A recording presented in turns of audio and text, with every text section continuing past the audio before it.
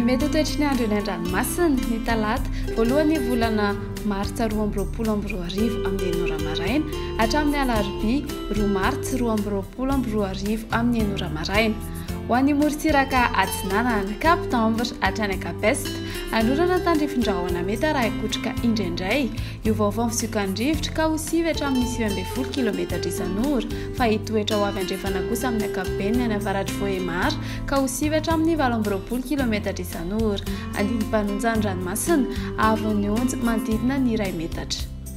Kapesta hatrany Mahanoro anorana tandrifin-drahona mety araha ikotrika indraindray io vaovao fisokandrivotra ka ho 7 kilometatra isan'ora andiny mpanonjy na anonja be ny ranomasina avy ny onjy latsaka ny 1.4 metatra. Mahanoratra ny Taolagnaro andrahoana amin'ny Sitokotoko ho avy atsinanana na avaratra atsinanana andrivotra ka ho sivy hatramin'ny 9 kilometatra isan'ora hahatratra 20 kilometatra isan'ora indraindray anonja be ny ranomasina avy ny onjy 1.4 hatramin'ny 2 metatra. Taolagnaro hatrany Ankapobeny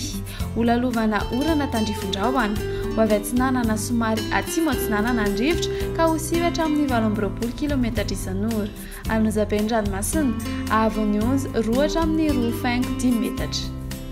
Ho an'ny morontsiraka andrefana Cap Sainte-Marie hatrany Cap-Saint-Vincent andrahoana amin'ny Sitokotoko mety arahina orana tandrifin-drahona ho avy atsimo na atsimo atsinanana andrivotra ka ho 20 hatramin'ny 40 kilometatra isan'ora anonja be na herin'ny ranomasina avy ny onjy 2 hatramin'ny 2.7 metatra isan'irany atonony avy atsimo.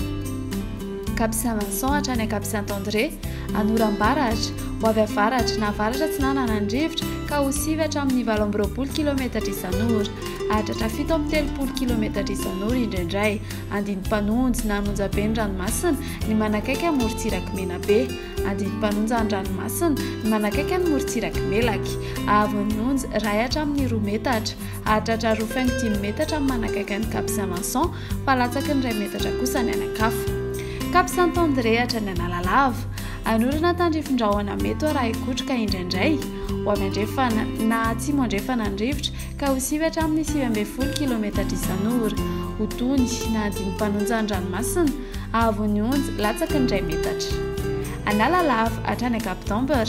anorana tandrifin-drahona mety araha ikotrika indraindray ho avy andrefana na atsimo andrefana andrivotra ka ho sivy hatramin'ny 9 kilometatra isan'ora hahatratra 20 kilometatra isan'ora indraindray ny manakaiky ny Kapitambra ho tony na andiny mpanonja ny ranomasina avy ny onjy latsaky ny 1 metatra.